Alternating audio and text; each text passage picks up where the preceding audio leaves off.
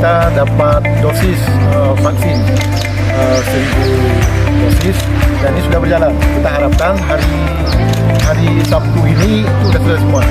Kemudian yang terinfeksi itu ada 1.476, kemudian yang sudah sembuh 1.050 ya, 1.050. Yang tersisa itu ada 301 ekor lagi. Sebagai informasi Pak Dir, perkembangan COVID dari sini kita sudah on the track.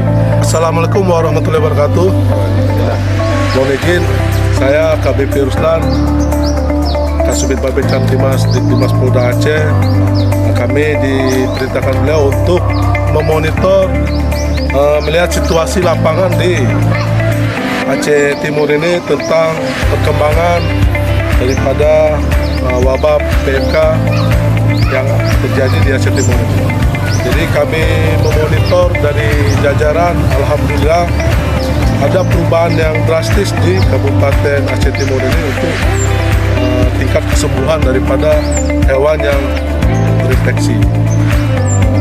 Oleh karena itu, Bapak-bapak sekalian, mohon izin, kami mengharapkan bahwa kerjasama kita selama ini untuk dilanjutkan terus berkesinambungan untuk menekan daripada bahaya penyakit PMK di ternak sapi ini.